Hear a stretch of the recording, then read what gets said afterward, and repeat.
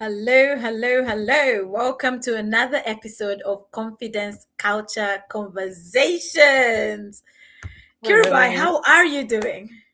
It seems like forever we've not met and we've not come online and we've not done our podcast. Wow, wow, wow. What's happening? Elizabeth, we all are, let me answer this. I think we all are very busy with our our things that our business, our church, and minding God's business. So Exactly.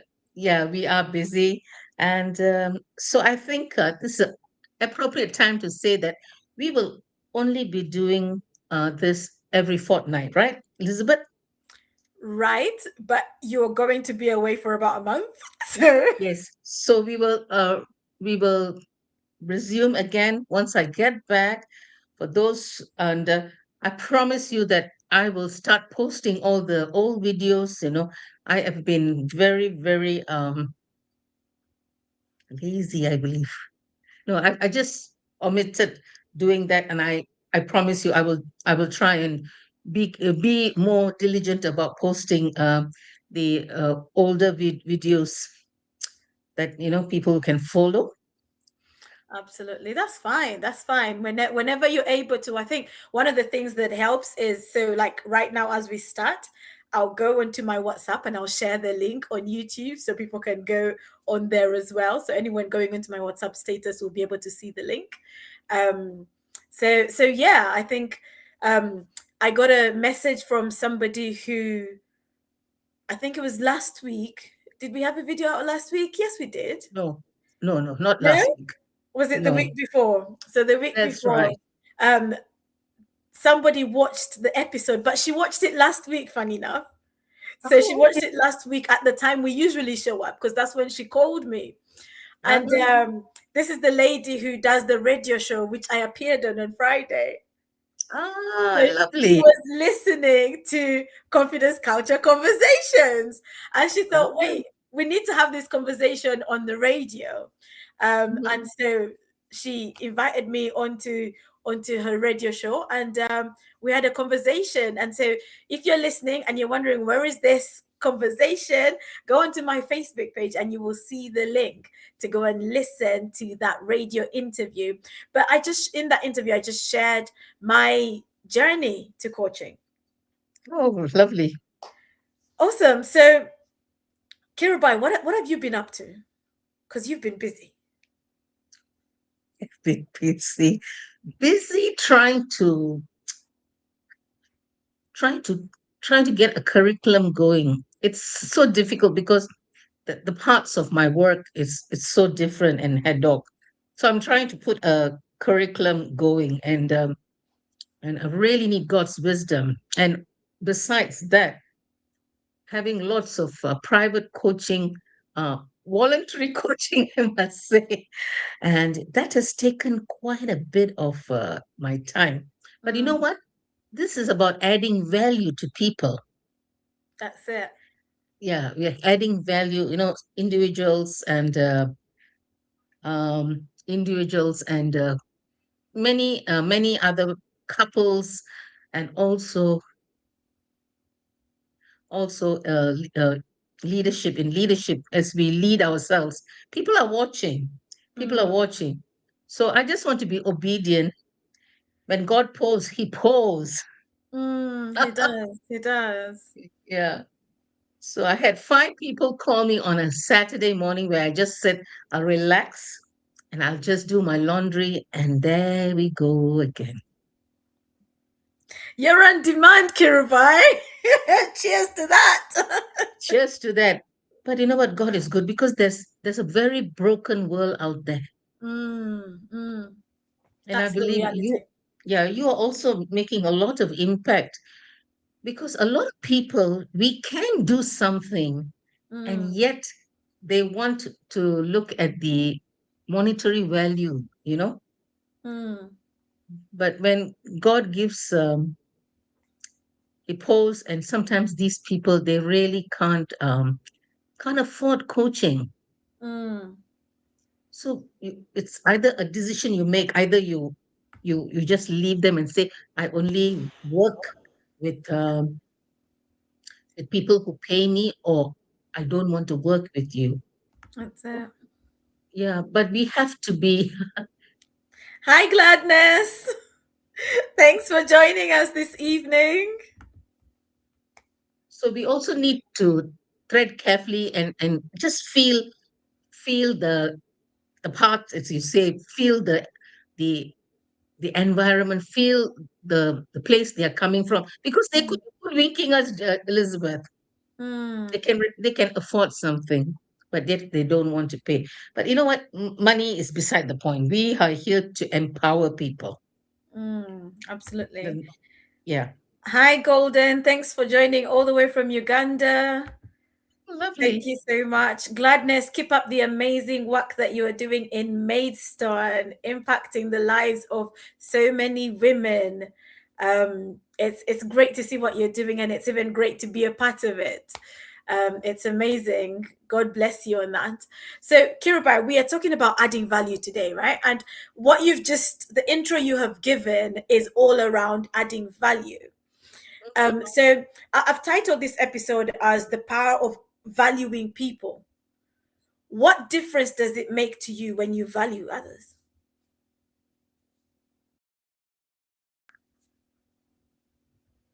For me, when I add value to someone, it gives me the immense joy, Mm, satisfaction that I have imparted something concrete, something that's good.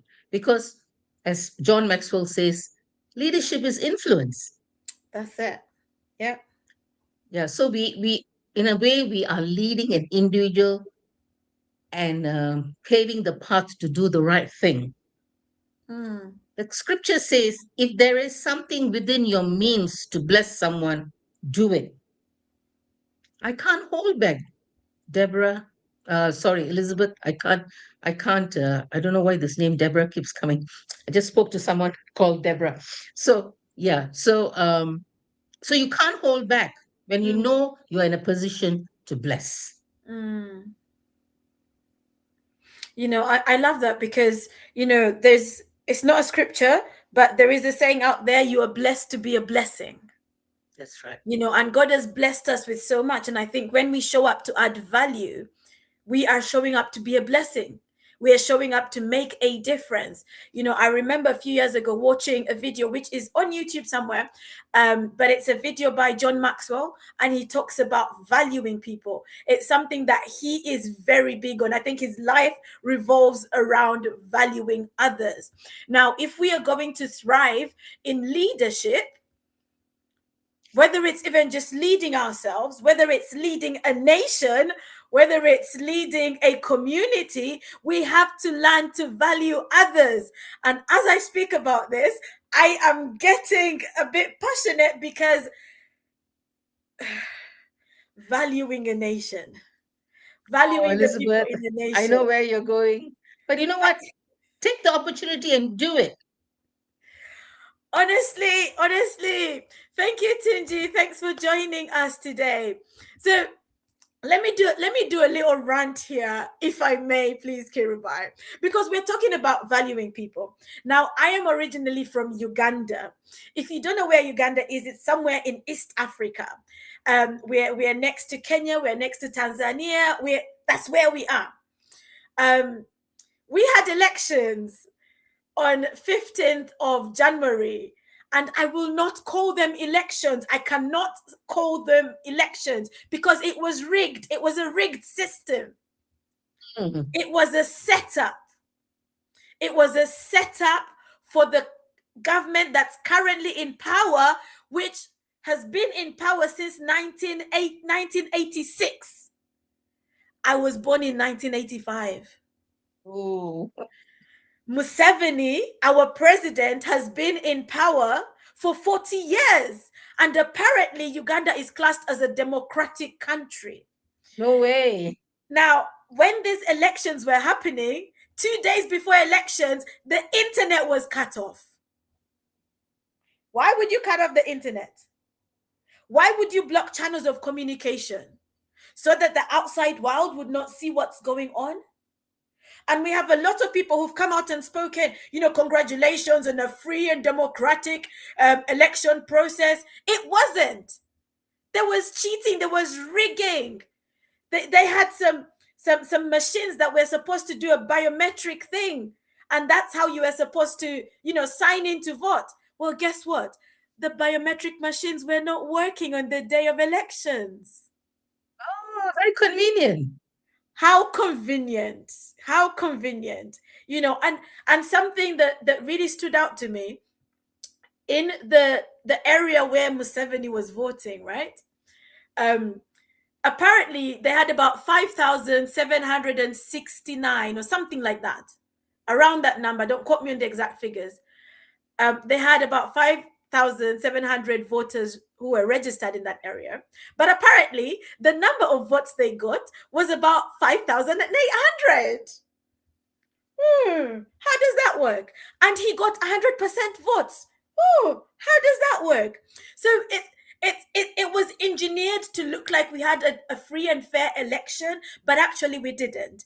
As I speak, the main opposition leader in Uganda is in hiding. Why? Because the army has been stationed outside his house since that Wow. day. And what has the army done? The army had the audacity to break into the house, not once, twice. On the second occasion, they actually assaulted his wife to the point that she ended up in hospital. We're talking about leadership. We're talking about valuing people. If you are a leader, you are in leadership to value others. It's not about your gain. It's about serving the nation, serving the generations. The day that they had elections, and anyone who was for the opposition party, as long as the army got wind of you, a lot of people ended up in prison, and they're still in prison. It's ridiculous. It's insulting. It's insulting the intelligence of the intelligent people in the nation of Uganda. And I believe there are intelligent people in the nation of Uganda. Honestly, Kirubai, I could do this all day. You So take over. maybe this is something that we need to talk about. Let's not walk on eggshells, because this is the same thing that happened in America. They rigged in 2020. They rigged the elections. They rigged the elections, and it is the same thing that has happened in South Africa. Um, now you say Uganda, Rwanda, and all the little nations. You know, they are doing this because they want to just sit on power. But you know what the scripture says?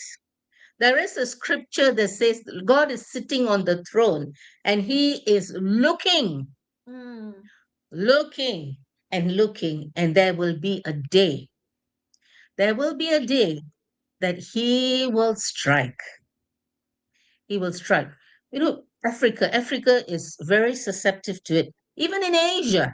mm, Even in Asia, the political party, the political party is rigged. They all are out for money. It's just their own pockets.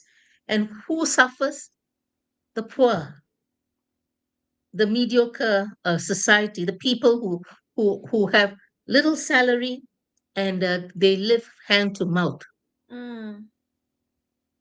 And God is coming. God is coming with his rod of righteousness. I don't care. I will say it. And while you go on with this subject, I will look for that scripture, because we are women of faith. We are Mm, women of faith, and we need to call out these things. Should we be scared? Should we be afraid? mm, And we really, God needs to raise up some um, leaders who are honest, righteous, to bring down heaven into these nations before the Lord returns. So, as you absolutely. said, leadership is influence. How is this corrupt leader influencing the nation? He's influencing his pocket, his family, his extended family.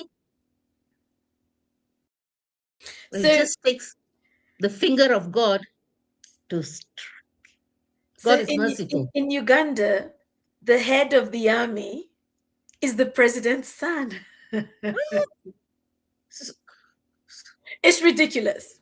And this guy, he's special. And when I say he's special, I don't think he's okay mentally, because he will Wow. go on Twitter and he will put out some crazy tweets. He will put, sorry, Twitter, I mean X, right? Whatever they call it now. Yeah. He'll The go on X, there and he yes. will put out some crazy tweets, to the point that he is bragging about how many opposition members have been killed. He's proudly saying it, saying how he can't wait to catch this opposition leader who's in hiding so he can castrate him. What kind of behavior is that? And then we have spiritual leaders, religious leaders, who are standing side by side by these governments So that are what oppressing. does it say? The pockets might be lined, the churches might be lined, the ministries might be lined. But today I shall declare this word over Uganda and all the nations that come about being oppressed by people who are seated in government for many, many, many years. It's in Ezekiel 15, Mm, verses 7 to 8, the Passion Translation. Yahweh says, I will oppose them. They may have escaped one fire, but another fire will yet devour them. amen. When I set my face against them, then you will know that I am Yahweh. Mm, So they cannot escape, Elizabeth. And it's a shame. You call yourself a man of faith. This is lawlessness. it These are is. the signs of the Lord. These are the signs of last days.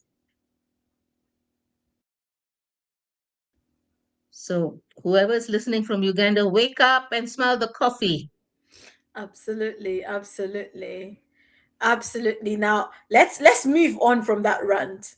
But it's a typical example Mhm, of what happens when you don't value people, mhm, especially if you are in what you call a democratic nation. People have voted for you. People have put you in power for you to serve them, not for you to fatten your pocket, not for you to have your own personal gains, but for you to serve them, for you to make things better. Now, if we come down a little bit lower to the workplace or to different communities we find ourselves in, how should we value people, or what are the characteristics? What does valuing people look like for someone who is a leader? How can I show that I value people?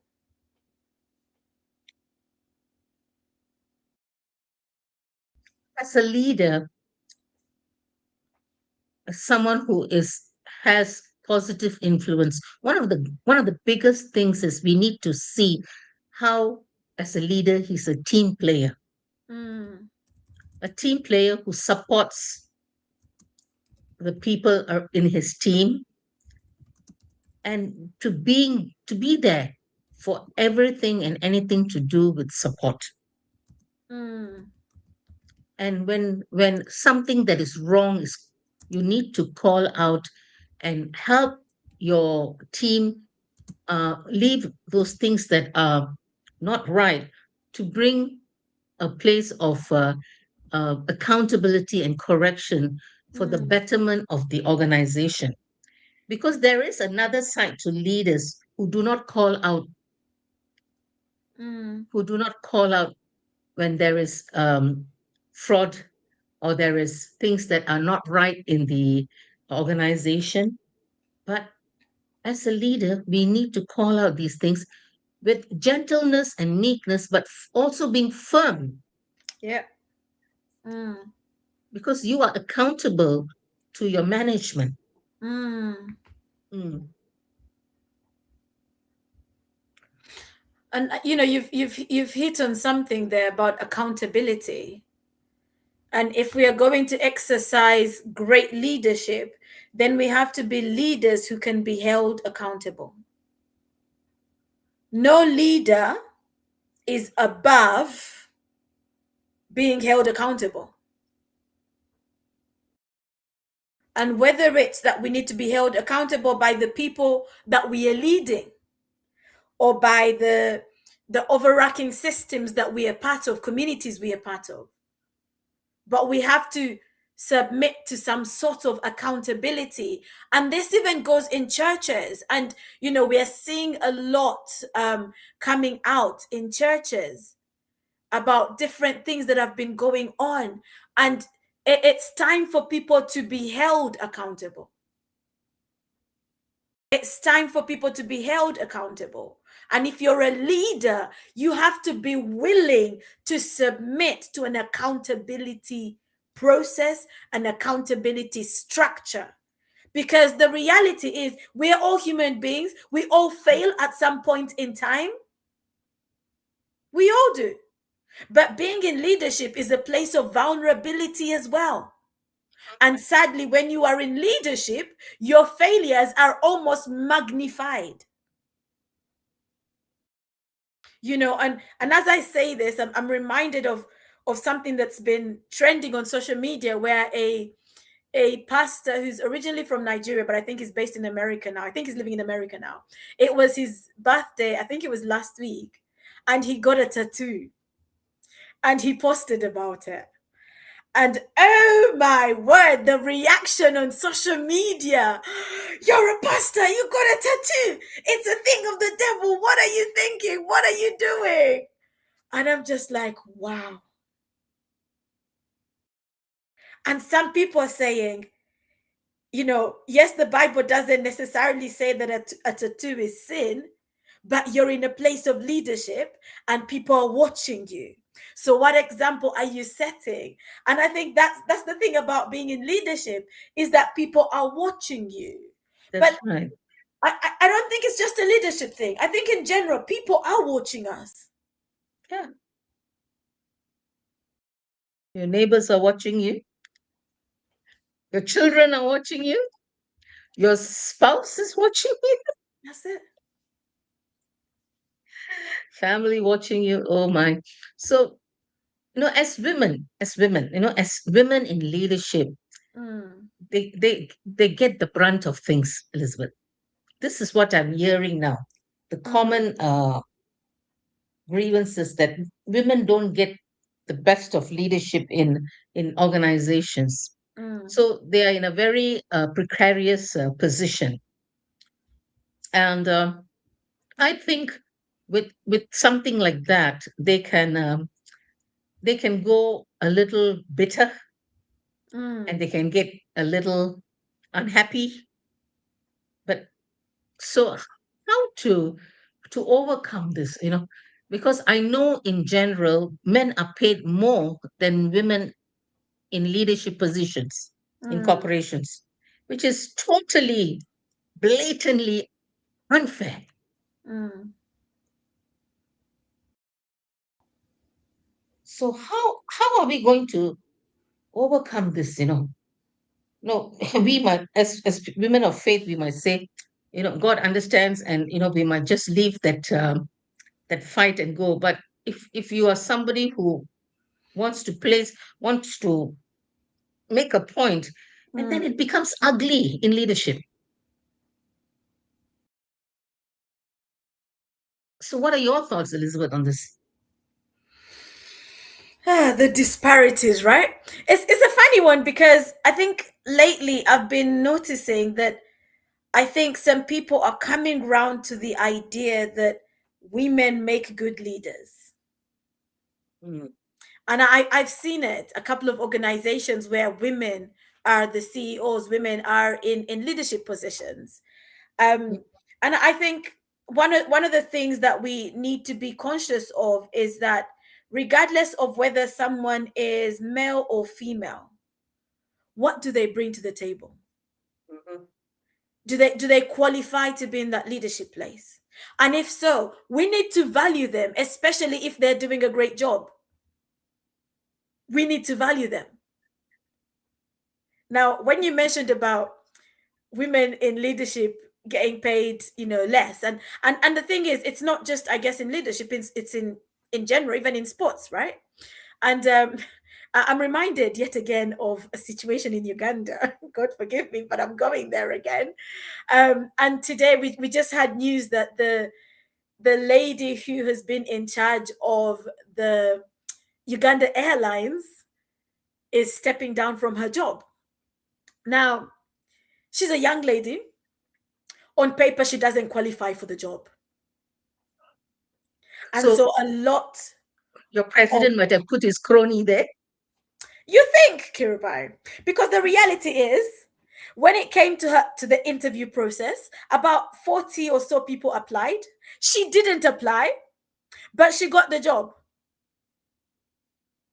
Apparently, the day she wanted to apply, she got a call to say she had been appointed.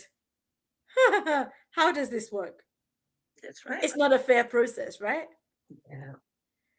And this is all boils down to valuing people. And I don't think we should go to the place where we are valuing others more than others, right? So because they're male, we value them more, or because they're from a particular tribe or they're a particular race, we place more value on them. No. Do they do the job? Do they qualify to do the job? Do they bring the skills to the job? I mean, just even being in leadership, if you don't value the people you're leading, you are going to fail in that position. Mhm. That's the reality. If you don't value the people you are leading, you will fail in your role as a leader. Now, I'll use the example of, we're people of faith, me and you, Kirubai. So I will use a biblical example, or should I say, I will use God Himself. He valued us so much. He valued Yeah. us so much that He gave His only Only begotten Son as a ransom for us, to take our place, to take the pain and the shame and the guilt. This is the message of the gospel. Mhm. He valued us so much. That is why Jesus could endure the pain of the cross, because He valued us so much.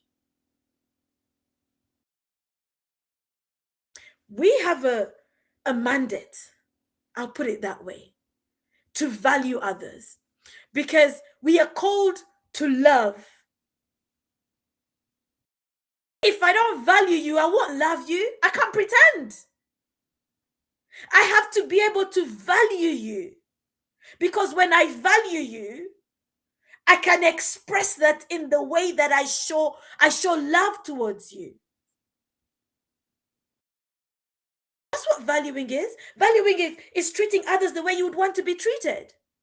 Valuing is seeing the best in others, not just seeing people by their faults and their failures, but actually seeing them and praising them. We forget that sometimes. Sometimes we are too busy. Did we achieve this? Did we hit this target? Who messed up? Who failed here? But actually, why not take a moment to say, so and so, we value you. Thank you for the difference that you are making to the team. Thank you for what you bring to the table. It doesn't cost a lot to show that you value the people you are leading.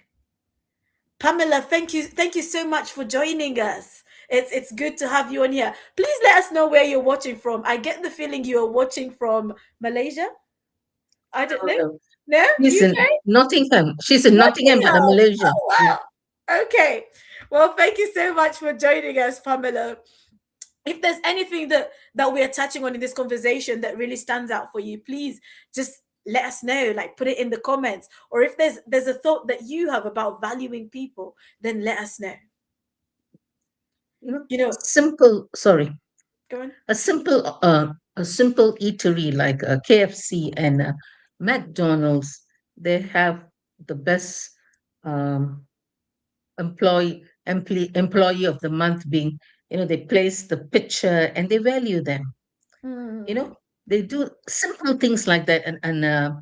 And another thing would be Chick-fil-A, mm, a real lovely eatery in the US, because they stand on Christian principles and they always value their employees. So, so sometimes when I'm going back to this fact of women not being appreciated in mm, leadership. So when women are not appreciated in leadership, one of the drawbacks that they fall back into is being insecure. mm, It kind of creeps in.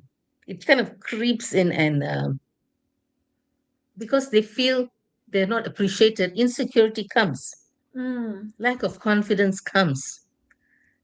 If you stand up for yourself and other women in the organization, they might brand you as a bully. mm, They brand you as a bully, and they might brand you as a big mouth person.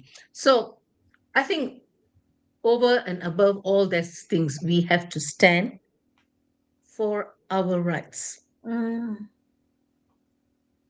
I'm not advocating feminism here, but I'm talking about things that is close to my heart. mm, It's close to my heart because I was not valued in the place of work when I was in finance. mm, And this is like uh, 35 years ago. mm, And it's still carrying on.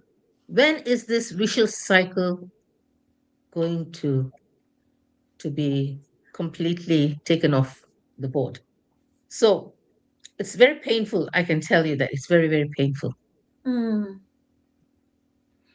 So Kirubai, if someone's watching and they're thinking, well, I'm a leader, what are some practical things I can do to show my team I value them?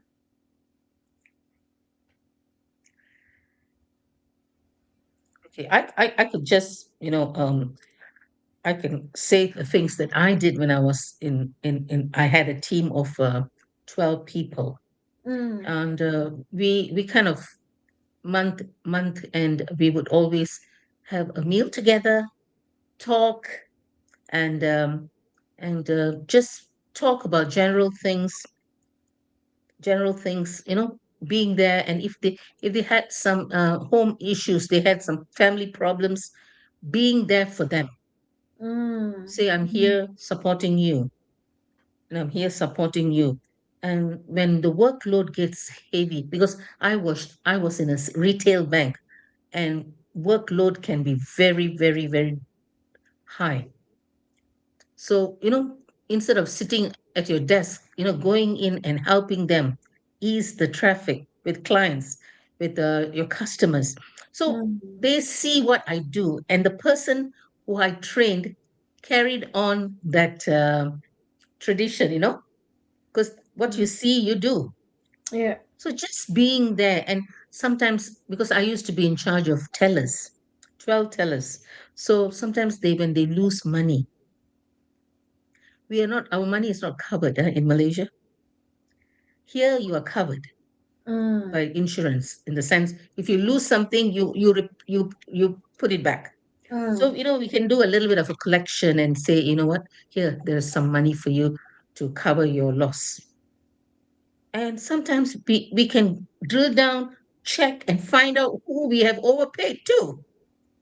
So I'm always hands on, not sitting there as a leader, as an officer in charge, but I'm there putting my hands to the plow. mm. And when they see that, they can identify. They're Okay. secure. Oh, my leader, my officer is he's there. He's got my back. Mm. So that's the experience I have as in the retail banking. I know Elizabeth might be having a different viewpoint, but I was always in a branch, always serving clients, and so it was there I learned how to be uh, a servant. And I think it was a year before I resigned. I became the no no before I was promoted, I became the best teller in the whole of Malaysia. That was many years ago. So these are things that, I appreciate. But the training was good. It was hard. Mm. Yeah, it was hard, but it was good. I like what you said, because one of the things that has stood out for me in what you have said is don't be afraid to get your hands dirty as a leader. Because when you can get into the trenches with the people that you are leading, it shows them that you value them. Yeah, that's right. So I'm not just sat at my desk minding my own business, not getting involved, but actually I am with you. And you know that builds trust. And if people can trust you, Mm. they are more willing to follow your leadership. Oh, yes, completely Trust is a agree. big part of being a leader. Mm. If people don't trust you, it's not going to be an easy ride. It's not going to be. So I like that. So lead by example. And you mentioned something about when people see what you're doing, it's more likely that they're going to do as well. So you're leading by example. You're showing them this is how it's done. You're showing them I also do it. Like I'm not above in the sense that I can't get my hands dirty anymore because now I'm leading you. Sorry. No, Mm. it's being humble enough. And this again, I'm reminded of Jesus, the humility to lay aside all that he was, to come to be, to take on the nature of man, the nature of a human being, so that he could win us over. He became like us. Mm-hmm. So leadership is not, I am above you. If I value you, I'm going to be among you. In leadership, if you value people, you empower them. Mm-hmm. Help them to understand that this is a place that they can belong. You mentioned about having meals with them. Mm-hmm. It makes such a difference. So you might be watching this and you're a leader and you're thinking, well, where do I start? And sometimes it depends on the setting that you're in. But also think about, if you were in their position, what would you like the person leading to do? Because you're a human being as well who wants to be valued. So think about little things like that. I remember one time when I was working in a call center. This is when I was still in the bank, the first job I had in the bank, and we were working on a Saturday. No one wants to come in for a Saturday shift because you would rather be at home. Yes. And the team leader that day decided he was getting all of us breakfast. That was the best Saturday to work. So he got for all of us breakfast. We didn't come off the phones. We were on the phones, but we were also having our breakfast. He ordered takeaway breakfast for us.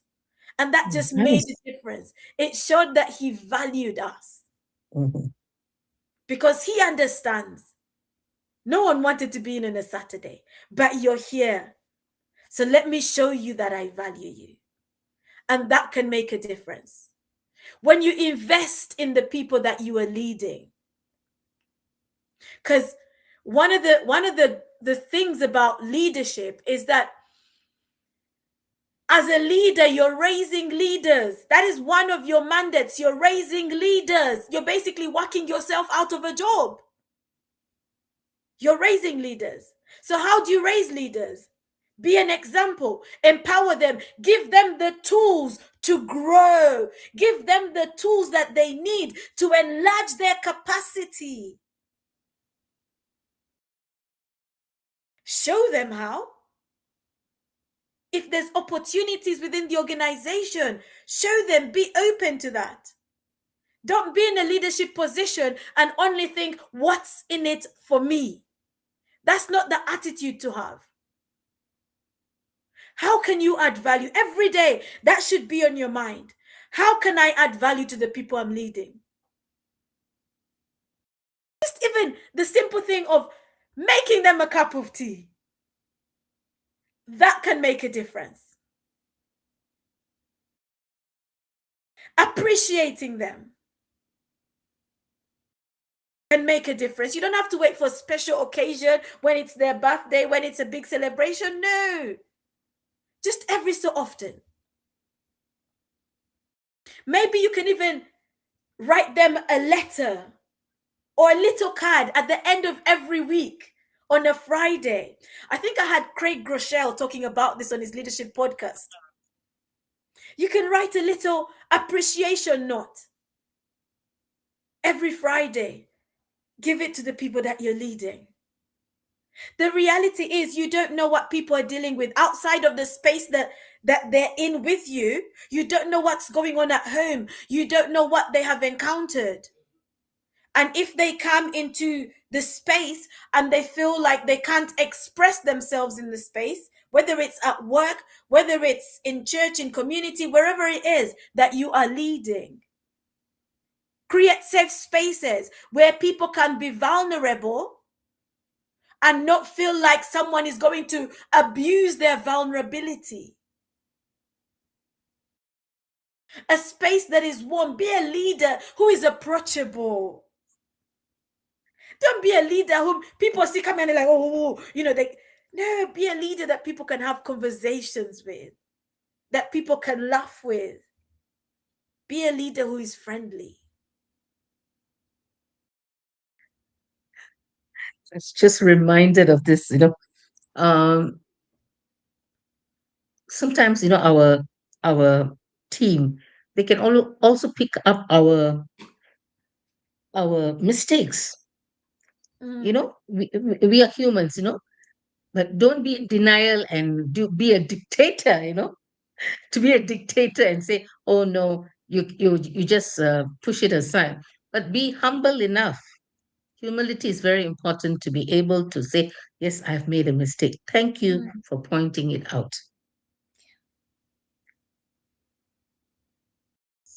You're not beyond correction.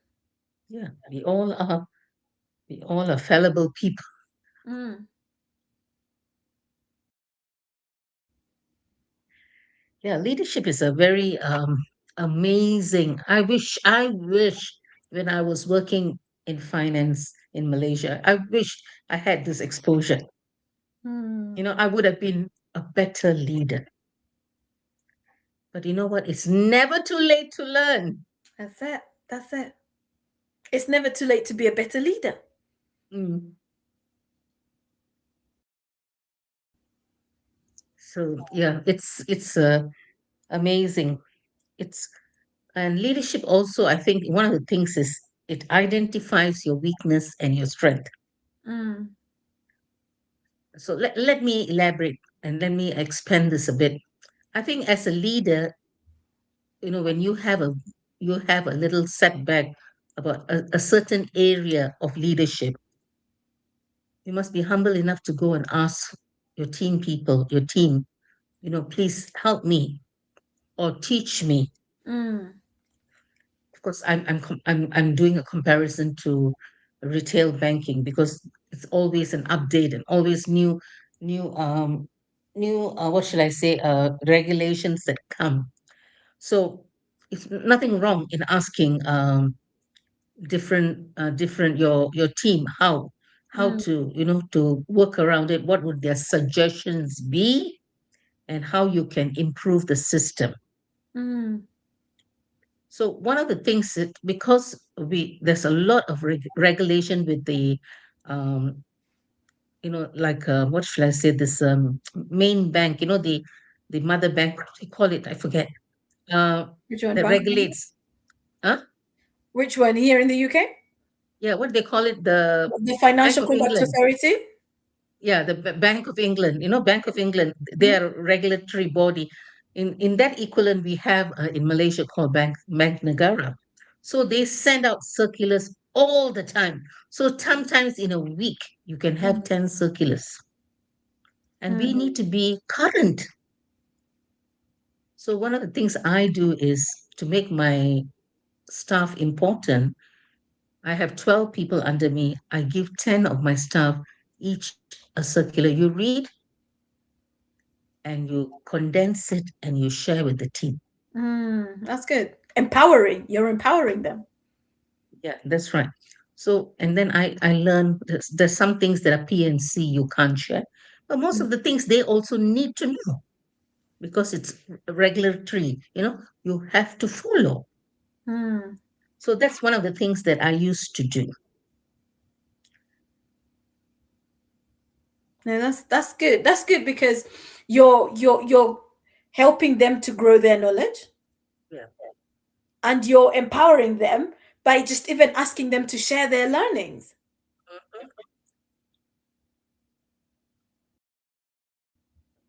So when we're in that place of leadership, valuing people is evidenced in our actions. It's not just something that we say, it's something that we do. It's who we are. It's the way that you show up. It's the way you interact, the conversations you have, the levels of relationship that you build. Valuing people is not just coming and talking at them, it's creating space for them to talk. And that might even look like, can we go for a coffee? And you're not just yapping at them, but you show that you're interested in getting to know more about them. And I don't know if you've seen the show Undercover Boss. Yes, I love that show. It's just interesting how they build relationship with the people, and then how Mm, they reward them at the for end them. of the Yeah. show. Mm. Valuing somebody can be the game changer to whether or not they stay in an organization, they stay in a church, they stay in whatever community setting, or a business. The way you value, your culture of valuing people can make or break.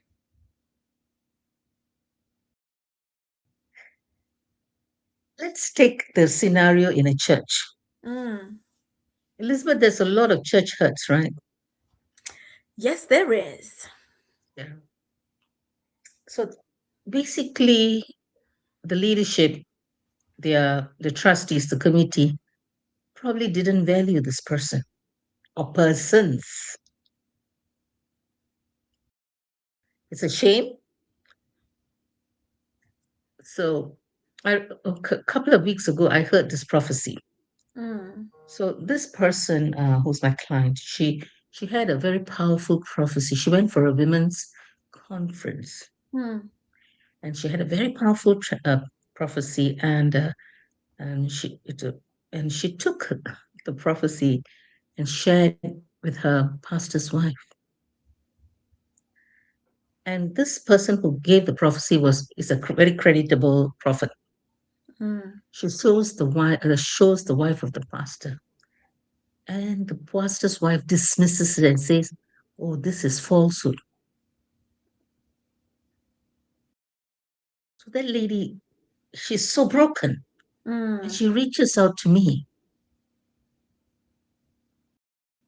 So we all have prophetic word over our lives, Mm. and sometimes we would like to share with our leaders for us maybe to help navigate.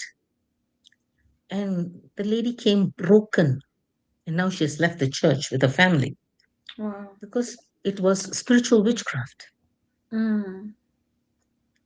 So if the prophecy, because the prophecy kind of uh, it kind of exalted. It was more than what the pastor's wife thought. And this Mm, lady also is starting her own women's ministry.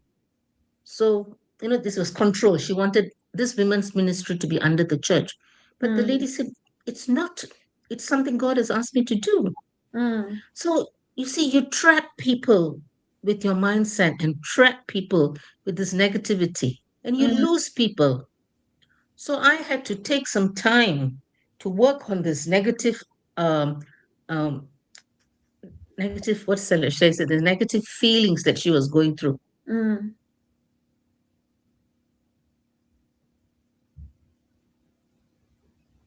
So, Elizabeth, there's a lot going on in the church, in the nation, at home. Wow, we really need the power of the Holy Spirit to get us by. We do, and I think if we go back to the example that Jesus set for us, if we can live our lives based on the example he has shown us, I mean, look at the example of Jesus going to eat at Zacchaeus' house. Oh, Zacchaeus felt valued that day. You can be sure of that. Even though But he was a sinner. but everyone frowned on it. Like, how, you call yourself son of God and you're going to eat with this sinner? So sometimes valuing other people or showing that you value others might go against your cultural viewpoint. It might go against, but don't be afraid to show people that you value them. In marriage, we have to value our spouses. Otherwise, that marriage is going to end very soon. And like I said, and I think I will keep saying, valuing somebody is not just in your words, it's in your actions. It's in your actions, it's in your inactions. And that's exactly the same as love. Love is not just something we talk about, it's something we do. If you value, you make time. If you value, you sacrifice. If you value, you empower. You speak words that will encourage, words that will build up. If you value, teach them a better way. If yes, they're doing it wrong, maybe they don't know the better way, so teach them the better way.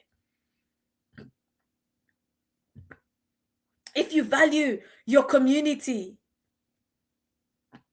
for the church leaders out there who might be watching this, if you value your community, the community in church and outside of church, let that be evident in the actions that you take.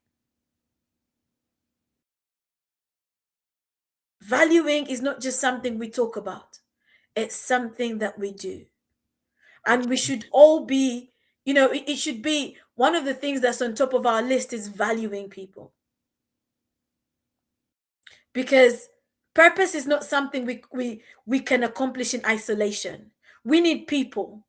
In order for us to accomplish purpose, to fulfill purpose, we need people. We need relationships. And relationships have to be valued. Otherwise, they don't work. Do you have anything else you'd like to add, Kirubai? No, I think I've said my piece. Yeah. Is there any programs that you are doing this February, or any speaking engagements that you have lined up? So I think that the big one for me is the end of this month, where I'll be having my Dare to Believe Women's Prayer Breakfast. And I'm Uh-huh. excited. I am looking forward to it. If you would like to join us, it's going to be in London on the 28th of February at 10 a.m. And it's just a time for us to come together, to have some conversation, have some food, to build And community, to have pray an amazing together. sorry, amazing breakfast. Amazing breakfast, yes. And it's about valuing relationships, right? And Mhm. valuing our relationship with God, because we'll spend some time in the word, and we'll spend some time just praying together, building community. So do join us. Send me a message on social media, and I will send you the link so you can register and be part of it.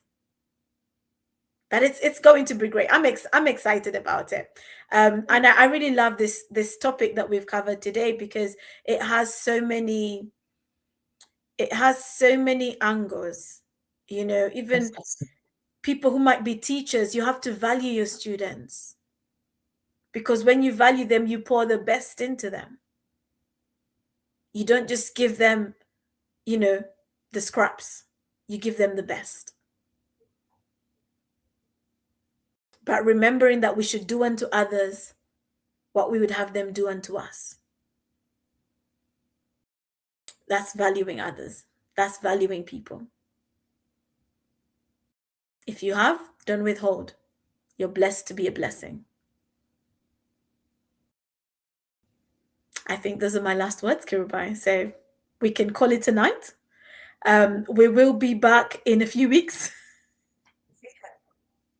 We're going to give you a break to think about valuing others and take some action on that. And then we will be back in a few weeks, potentially sometime in March. But do follow us on social media, engage with the content that we're putting out, subscribe. If you'd like us to come and do a talk or do a workshop for maybe a women's group that you have running in your community or at your church, your women's ministry, we would be more than happy to do it. Whether it's online or in person, we can make room, because we value you. We value you. But thank you so much for joining us. Um, if you've not yet subscribed to our YouTube channels, please do, because you're probably watching this either on Kirubai's page or my page. So follow us and send the link to other people so that they can also watch this and be blessed. Thank you so much once again. We confidence culture conversations ambassadors. Yes, Passing the link, exactly. passing the link around. I love that. I love that. Well, thank you for joining us this evening. God bless Bye you. for now.